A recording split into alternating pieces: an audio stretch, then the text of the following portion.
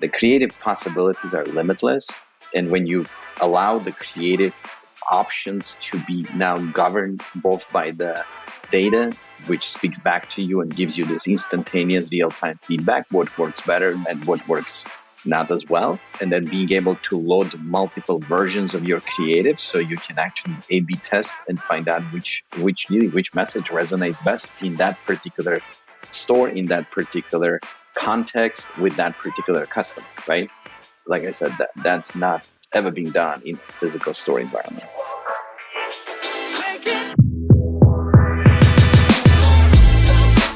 You're listening to Retail Remix, your inside access to candid conversations with the people shaping retail's future. Here's your host, Alicia Esposito. We've seen the retail media landscape quickly evolve over the past year. There has been a lot of interest on behalf of brands, and there has been a lot of movement on behalf of the retailers building out these advertising services and opportunities.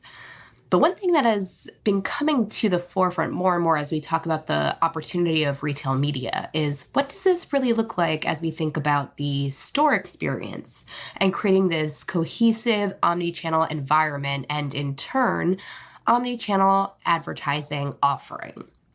Today, Arsen Avakian, co-founder and CEO of Cooler Screens, digs into the opportunities and possibilities with me because his company is focused on creating dynamic, digital-driven experiences in the store aisles when consumers have a mission and high intent to purchase a product. It's really fascinating to learn a little bit more about his vision and how his experience working and leading a CPG brand has influenced the business. But it was especially interesting to dig into how this type of marketing or advertising real estate can lend itself to some of the broader issues that marketing teams are facing around optimizing budgets, creating more contextual campaigns, and gathering data to create a more intelligent creative engine. Arsen, thanks so much for being on the show. It is great to have you on. Thank you for having me, Alyssa. So let's start at the foundation of it all. Cooler Screens, your business. What inspired you to start it? And, what were you hoping to accomplish? What goals did you have when you started the business? Thanks for having me again, Alicia. It's a great question. I always get asked, and I relate to my personal background and my personal experiences. Prior to starting Cooler Screens, some of your listeners might know I was the founder of a consumer brand called Argo Tea. So to say the least, I spent 10,000 hours in the aisles of retail stores, essentially trying to promote our product and sell more tea, if you will. I have a lot of observations about the current state of retail and just how consumers, shoppers behave in the stores. And what I saw that there was a significant gap for the consumers. As they would walk in, they would pull out their cell phones trying to look up basic information about the product, and whether it's the calories or sugars, you name it. And so through a lot of those personal observations and discussions with shoppers and consumers in stores, it became clear to me that there is a significant expectation that we have now with e-commerce being prevalent in our life on how easy we can access information about products, brands, and anything that empowers our decision making when we select which products to buy. But when we walk into the brick and mortar retail stores, we don't have any of those abilities, which is why we resort to pulling out that cell phone to try to look up information. So the inspiration was, what if we could bring the best of online shopping, the best of e-commerce like capabilities, which some of them are as basic as being able to give people information about like I said, the brand, the product, the nutrition in the beverages case, or now, as we learn with our partners in pharmacy, healthcare settings, a lot of people, they have no idea the differences between the vitamins or what's the difference between Advil versus Aleve. So we were always inspired by what this trying to close that, what we call the consumer experience gap, by bringing the best of online shopping in the stores and empowering people to make a decision that helps them with their selection, whether to fit their dietary budget or any other consideration needs while in a store, in a physical store. Oh, that's great. I think those consumer experience gaps are definitely very prevalent, especially as it relates to things that are very closely connected to lifestyle. Like in the case of Argo teas, like obviously that's, what is the best tasting option for me, or are there specific dietary needs? But you got into the example with healthcare or medicine. I mean, there are very deep implications there if consumers can't get the context they need to make the best, most informed decision possible. So I want to kind of double click into your experience as the CEO and founder of Argo Tea, and kind of how that drove your inspiration. So obviously there's the consumer side of things, but were there any particular challenges or obstacles that you faced as a executive at a consumer brand that you also wanted to kind of close the gap on or address? Because I feel like we're hearing so much about retailer and brand collaboration, especially with, retail media becoming a thing. So were there any challenges on the business side that you wanted to help address as well? Yeah, so as usually the entrepreneurial stories, they have the multiple aha moments, right? One of them I just mentioned, which was the core idea that consumers deserve the far better experience in a store than what's available to them in the brick and mortar retail today. So that concept of CX is in the core of what we do. However, to your question, the second aha was as a marketer. I mean, obviously, I would stand in those aisles, scratching my head and thinking about how do I sell more tea than Lipton's and others of the world. And what was becoming pretty obvious is that the consumers are highly impulse shopper driven. They look for a lot of information that is contextually relevant for them in that, I guess, marketer jargon, right? In that funnel of the path to purchase.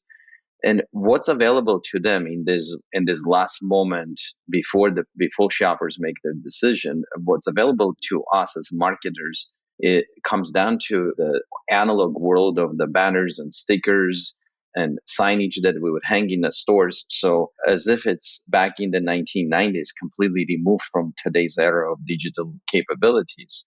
So the second kind of so first basically the analog world challenges versus all of the modern marketing, digital marketing capabilities where are non-existent until Cooler Screens started to bring the in-store retail media capability for our current partners. And the second kind of element to that was realizing that for a number of brands who are trying to gain this credibility with the customers along multiple points of their journey, what they call the omni-channel experiences. A number of brands, at least in my case as Argo, we could never outspend the bigger companies on TV or even Google, Facebooks of the world or billboards. So what we needed to do is we needed to find a way to connect with the consumer at that most important in-store moment. And the sheer amount of, I guess, traffic and the opportunity to do that in the stores versus online is just mind-boggling. I mean, we still have to take a step back and remember that despite all the hype of e-commerce in food, beverage, healthcare, beauty, certain sectors of the retail, 85, 90%, there's number of numbers being thrown around there, of trade still happens in physical stores. And that most important part of the journey, which is when consumers are at the store making up their mind and looking for that information or a promotion to nudge them to pick their product, their brand over some others, is missing. So the second aha moment was really that we as marketers are missing this very important lever of connecting with the customers, consumers in stores and doing it in the modern digital marketing way. So Cooler Screens technology was inspired by closing the gap for the shoppers, for humans, for consumers, but it is a unique utility. I call it the third lever for the marketers, modern marketers, to be able to connect with the shoppers in store and be able to give them all those relevant promotions and information to help them make that decision that hopefully results in increased sales and market share to the particular brand. Right, because typically, and I'm just kind of pulling from my own experiences in like a grocery store or a drugstore, there's only so much real estate to accommodate these marketing moments or marketing experience. There are end caps, there are some areas for in-aisle signage, but it's certainly not super robust. But then to your point, it's lacking the dynamic digital nature of advertising we see on our mobile devices or even when we're on our desktops, right? It's like not super eye-catching, but as well, it's not super data-driven or agile. So like you can't like be switching things out as quickly or efficiently as if it was like a digital experience. Did I catch all of those, I guess, nuances or disconnects that kind of cause friction? Yeah, and the new frontier is, of course, is also understanding what works, what doesn't work, right? In a media and advertising is, the buzzword they say. John Wanamaker said, "We know advertising works, we just don't know which half of it works." Traditionally, product brands have had very limited visibility into the effectiveness of their advertising and merchandising, and limited influence on consumers at that point of purchase in the store. But with the digital capabilities we bring, they now are able to measure the performance and consumer response to their media buys in real time. And with that instantaneous feedback, brands can rapidly test and refine their offerings.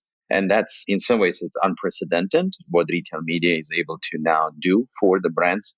The result is brands can, for the first time, directly engage with consumers in stores in a digital way. They increase sales, as we saw now for 3, 4 years going.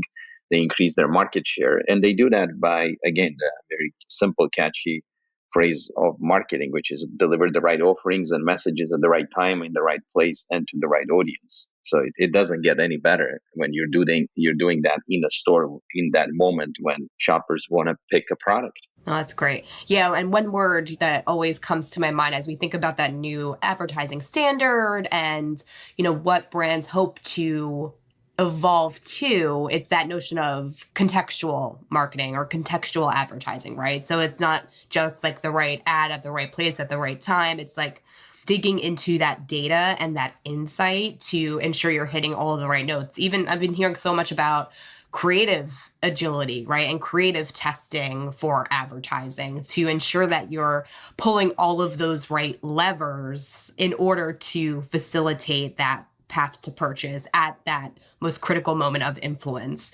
I guess the big question for you is that level of contextual advertising possible, within the four walls of the store? And if so, what does it look like? And does the consumer's like individual technology play a role anymore? Because I know that the goal was to kind of bring that experience from the mobile device to the actual aisle. So, I mean, how does this all come to life, I guess, is the big question. Yeah, yeah.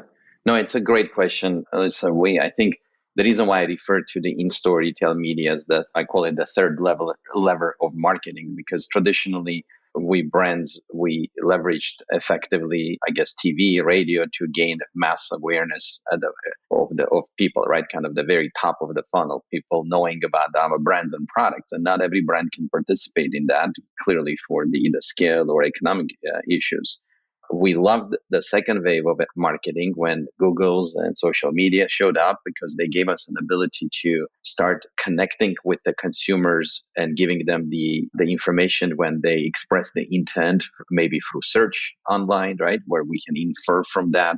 But a lot of that technology traditionally has been built, and the business model that accompanies that was built around I guess, all this previous generation of digital was relied on capturing personal data and linking it to the individual buyers to be able to deliver that insight and then make money.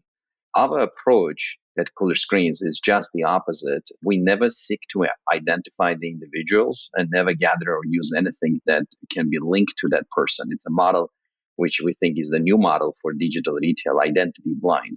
Our technology doesn't support it. Our business model doesn't require it. And we built the foundation of the algorithm around what you call the contextual advertising. Contextual means exactly what it says, that our data models have indicated that knowing it's Joe or Jill doesn't really matter. What matters is the context around them. It could be as simple examples. It's 80 degrees outside, it's 3 p.m., and the consumer is standing in front of the ice cream door.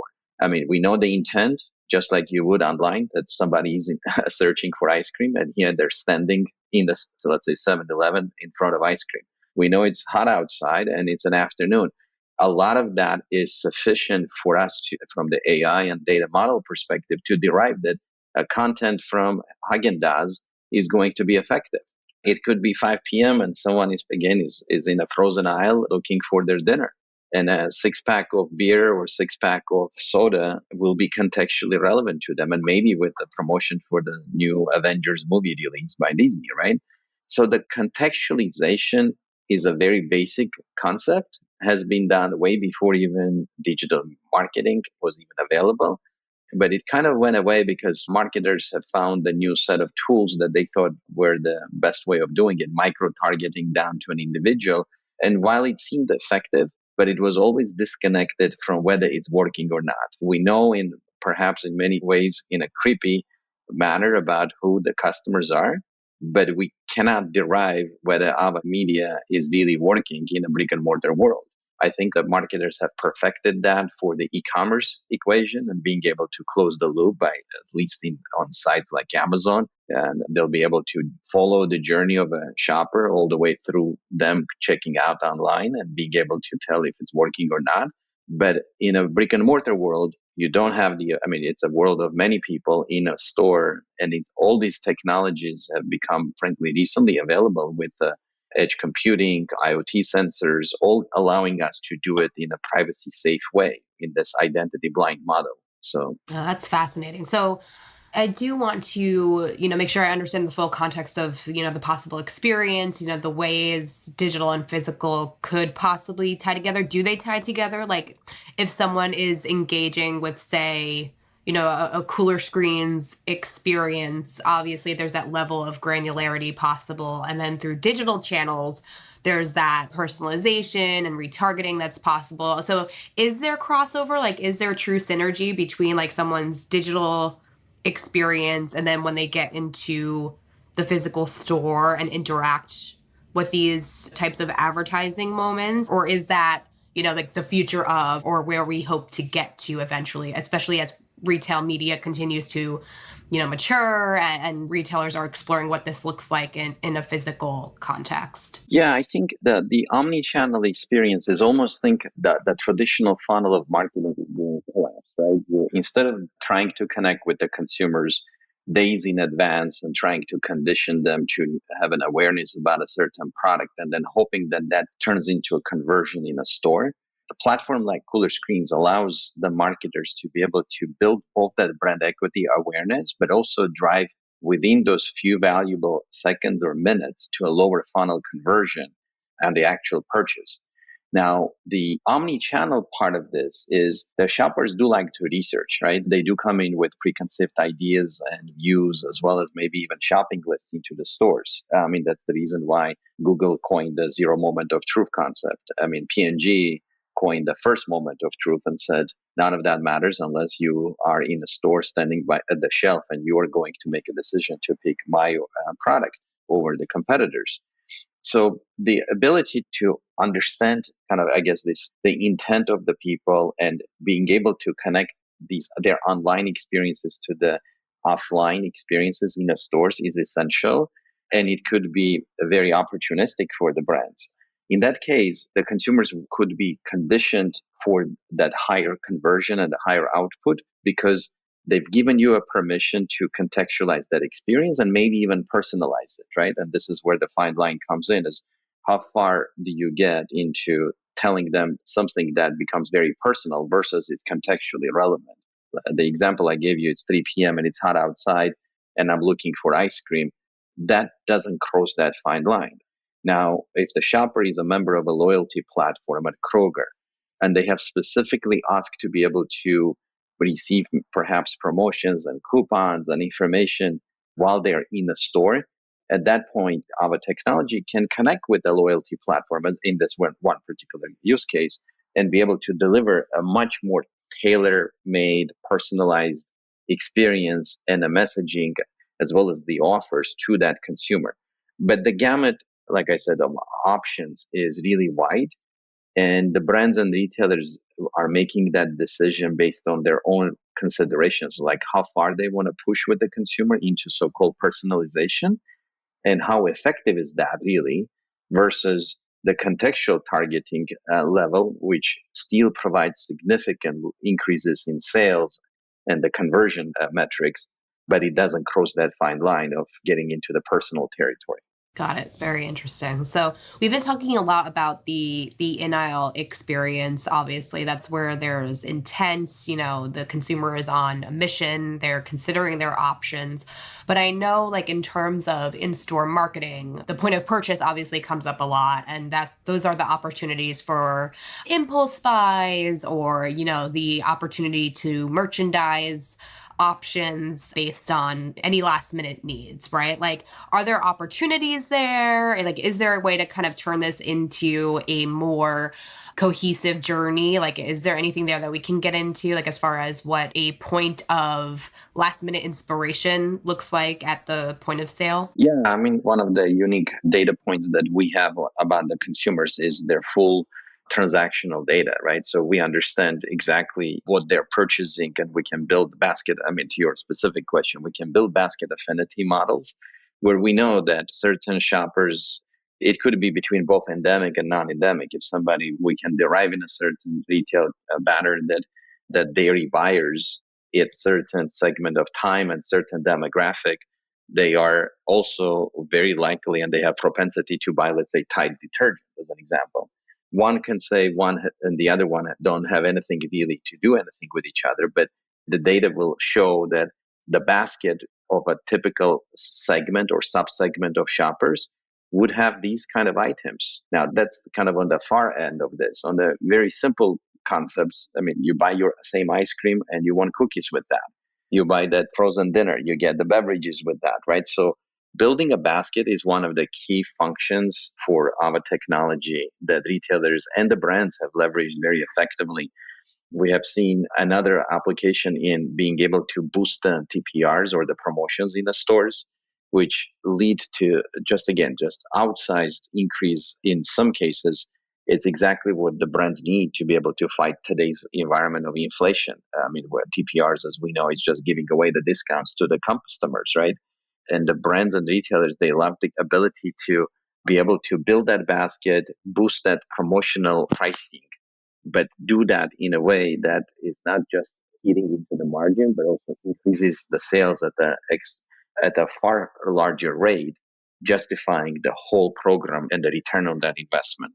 So yes, I think the core is we've all been there when we go into a store and we come out with at least a few items in our basket, in our shopping cart that we didn't plan to buy. The traditional world was built on the displays and static signage that would make us pick up products that we were not intending to because we saw, or maybe in the Costco, it's the sampling station where someone would hand us something that, again, we never expected to buy, but we try and then we have this emotional reaction that, hey, I should just pick up one and try it home. So the ability to do that with a digital media platform in the stores and being able to measure the effectiveness of all of these tricks and tactics is extremely powerful from everything we have seen. And basket building is, like I said, is the core of why we see sales lifts somewhere in the average of 4 to 6% with our retail partners. And I say 4 to 6% of same store sales, like for like incremental sales lifts compared to last year performance. Wow, that's amazing. So it's pretty incredible how rich the data is and like how much insight is possible to glean through these types of experiences. So I'm curious, I mean, do you provide any direction or guidance to retailers in terms of like what KPIs they should be tracking for these experiences in order to ensure that they're using the right creative or even the right offers and orchestrating everything appropriately? Because, well, I mean, I guess it's not just retailers, right? It's brands as well. Like, how does that distilling of performance and using KPIs effectively come to light so these experiences can continue to improve? Like, or do you largely work with the retailers? I'm curious how all of that works. No, it's so listen, our first party data and insights we give to the brands are based on kind of the buckets of the consumer intent, the behavior, the conversion funnel, those contextual signals we talked about, and then the point of sale and the loyalty data, which we receive from our partner retailers. All of that is together put into what we call internally a Cool Analytics platform. Kind of think of Google Analytics. We call it Cool Analytics that allows the both the retailers and the brands measure every point of that, I guess, attribution and conversion across the consumer path to purchase. The metrics that clearly have been very valuable and very powerful. The brands are extremely interested in understanding the intent and the overall traffic by their categories, the attention rates. I mean, are people, let's just say, spending more than 3 seconds when you're showing them the blue content versus the pink content, right? To your point. And then is the content effective to the drive an engagement? And then the engagement in our cases is, do people actually take the product? Do they open for the cooler aisle? Do they open the door and pick up the product? Or do they, in the end cap, do they pick up the take rates for the products off the shelves? All of that from the, like I said, from the that intent and the traffic to attention signals to the engagement rates, and then all the way to the final attribution when they do go to the counter and they check out with the products they picked, and being able to close, having this closed loop data and attribution. That's, like I said, it all seems to be very typical and available today in the e-commerce world, but in a brick and mortar world, it's unprecedented. And the core of our technology is built in some ways by creating a proxy signal of everything that online marketers have already been doing for the last 10, 15, 20 years. They know exactly how many people go to a certain page right on the line. Well, we know exactly by what products people are sending. We know their presence, we know their motion. Online, people would measure, marketers would measure how long they spend on a particular web page. Well, the same way, we would know the dwell times of shoppers in front of the products.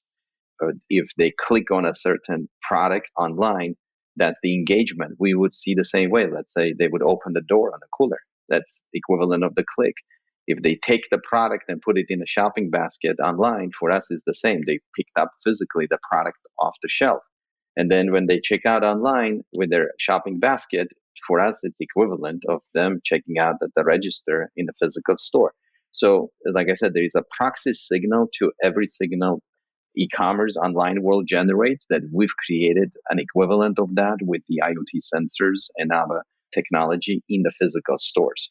So now back to your content point, when you have the richness of this kind of data, you're now able to not only optimize which is it the pink ad working better than the blue ad, but you can do this dynamically and you can do this across the whole country, essentially creating almost this, I like to say, a chameleon like a campaign where in a Chinatown in San Francisco, a certain shade of green and a certain content will resonate better and have better results converting, perhaps versus in another store in Austin, Texas, or in Midwest in Chicago, right? I think that level of contextualization and tailor-made marketing powered by completely dynamic digital platform behind it. Again, this is new. This is why it's so exciting to be working in this emerging area. But the foundation of this has been laid by the e-commerce technologies for the past plus, I don't know, 10, 15, 20 years now. Amazing. So in terms of like being able to use this data to fuel creative, the creative opportunities are essentially limitless, right? It's like, it just depends on where you want your brand to go with that creative real estate. And you have this 4K, 6-foot large screens. Think about that, right? So you have this essentially Times Square like beautiful canvas that you can scream about Coca-Cola being fresh.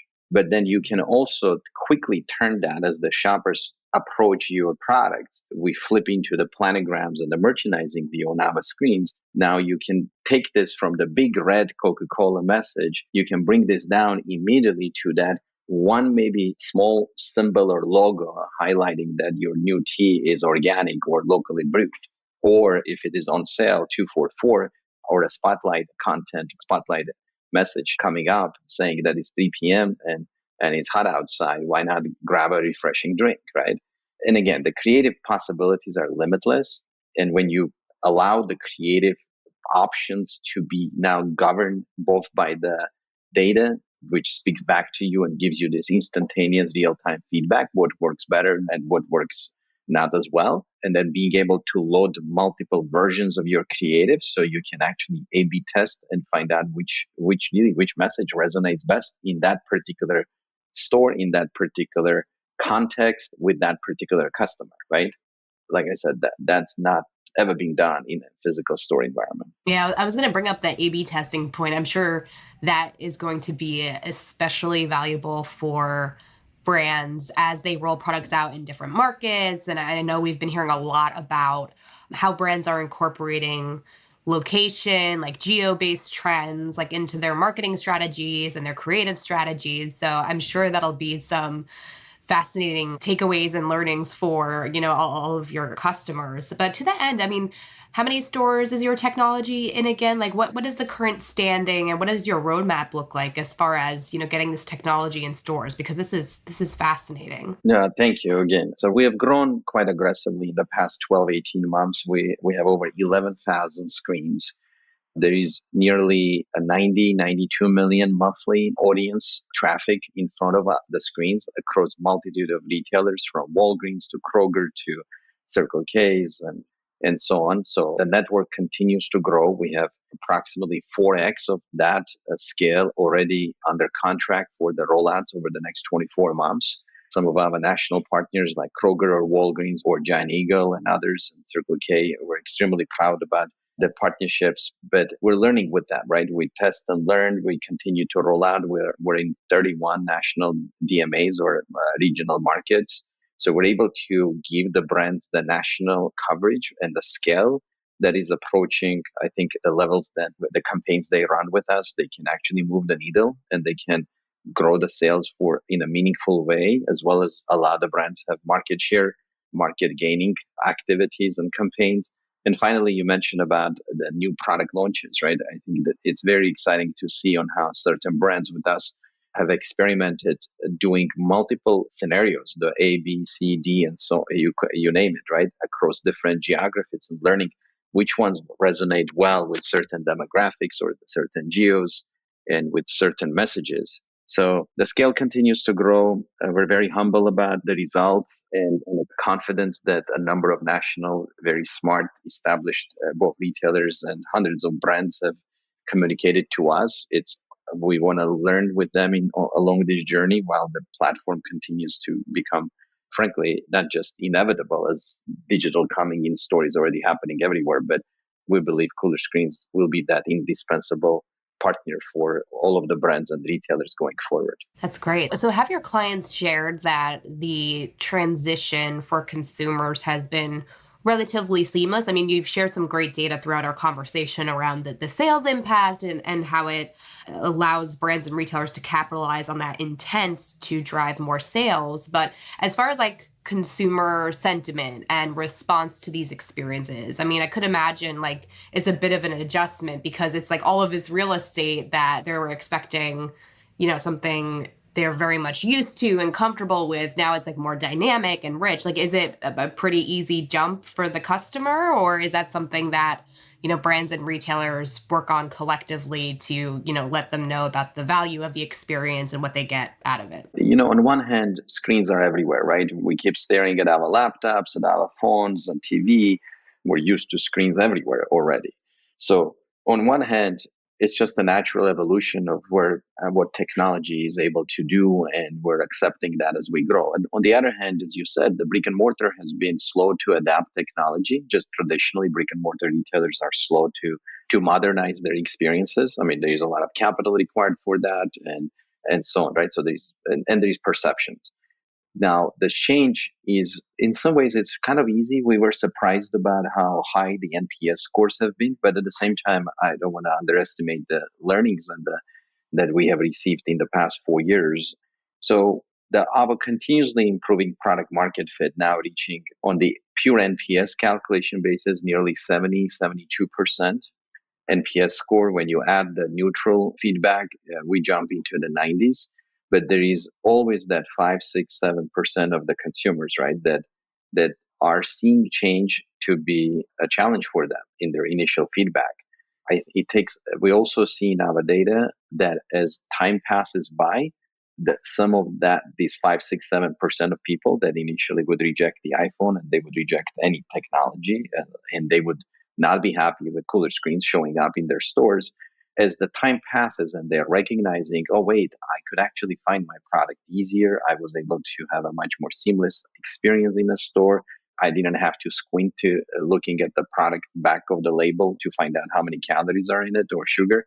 I was able to see all that information clearly on the screen, or I found that this particular product has a coupon and a sale, and I saved a couple of bucks, which is very relevant today. So, in other words, as for that persistent 5-6% of consumers that we see their initial resistance, over the first 5-6 months of their interaction with the technology, the adoption continues to grow. So we'll never give up to want to gain everybody. And we have in particular identified the areas of opportunity. We saw the core of these 5-6% negative feedback a lot of times centered around lack of a product on the shelves. During the COVID with supply chain interruptions, our retail partners, they've had clearly a hard time keeping up with the demand and keeping their shelves stocked. And for some reason, right, the perception would go, well, you have a screen here, it shows the beautiful product, even though it might have a very clearly marked that this product is out of stock. But yet when I open the door, I don't see the product and I'm going to blame the technology, right? So in some ways, the fundamental issue is the supply chain has been challenged. It's gotten far better recently. So the issues are also, that kind of feedback has also subsided. But if there was one area that we're continuously improving and investing millions of dollars into, is our ability to provide on-shelf, real-time availability data to both brands and retailers, as well as the AI that updates the screen content as obviously, if you will, as possible, so that the consumers, one, they don't get confused about what they see on the screen versus what's behind the screen. But also we help the business partners, brands, distributors, or retailers to use this unique shelf availability out of stock data, as well as planogram compliance data, to just improve their operation and get more product on the shelves, right? Oh, that's amazing. And I know we're coming up on time together, Arsen, but to close out, I would love your thoughts on where you think this space is heading. I mean, we're seeing so much maturation of the retail media landscape, a lot of excitement around it, both on the retailer side as well as the brand side. And now we have companies like Cooler Screens coming into the mix that are helping support this highly contextual and seamless omni-channel experience. So where do you think this next year is going to take us in terms of, the retail media landscape? And do you have any closing learnings or recommendations for both brands and retailers that are trying to capitalize on it and see where they fit in this bigger mix? The next generation of retail media networks is shaping up as we speak. Everybody's talking about it. I think the retail media 1.0 was very clearly focused with Amazon spearheading that, I guess, invention of retail media, that online, the opportunity for the brands to connect with the shoppers during their online paths to purchase is tremendous. And they've proven that. That opportunity is big and growing. I think I just read Group M forecasted it to cross $100 billion this year. McKinsey would say next year. Leaders in the space, such as Amazon, Kroger, Walmart, Walgreens, and others, are recognizing, though, that the future growth is not only online, but it's in capturing in-store owned and operated media inventory. And this is why our aspiration is to be a major player in that ecosystem as the defining in-store media and merchandising technology platform. Perhaps 3-4 years ago, we were early with our message and technology, but right now it seems to be just on time. I think the retail media 2.0 is coming. I believe the brands and retailers are going to recognize that post-COVID, the consumers cast their vote, that over 90% still shop in physical stores. The myth and the fear that Amazon is going to take over the world and every Walmart and Target is going to close. It just didn't happen and will never happen. And it creates this urgency on the part of the retailers to adopt the technologies that bring the best of online capabilities, including retail media capabilities, inside their stores. And the brands who have learned the power of what retail media does for them in the e-commerce, I call that retail media 1.0, are gearing up with the learnings with a company like ours on how do they go into the new phase of retail media and understand how to connect with people in the physical world, in the stores. So I think that's kind of like, again, obviously our aspiration, our vision, which is why we started this company and we're building it. But I also think that it's now being recognized widely. There's not a big retailer out there or a brand that does not talk to us or in general about in-store retail media. So all this is exciting. And I guess you asked a question about the advice. I'm not sure if I'm in a position of advice. We're humble entrepreneurs and building the capability to empower our partners. I think the flexibility in this learning process for all of the partners is important, right? They need to lean in and they need to bring in the best of their expertise and skills that they have gained from the first phase of retail media into the second, but understanding that the nuances and intricacies of a in-store environment, physical experience environment, is what probably will lead to an eventual convergence of traditionally people said shopper marketing along with the brand marketing into one discipline. And within that is where I say internally we call it hearts and minds framework. The beauty of modern marketing and digital advertising is that everything can become now measured and everything can become data led and informed. But at the same time, it is a business of hearts. We appeal as marketers, we appeal to humans both to their rational decision making, which is the mind part. I have a sale, I have something special in this product that you want, but we also appeal to them with the heart, which is the creative part of our campaigns and the messaging. So I think finding that right balance, not to lose the creativity and being able to leverage this new canvas that's becoming available to them in the stores to gain and win the hearts of our consumers, but yet be rational and look at the data and understand what works, what doesn't, and how to make it better.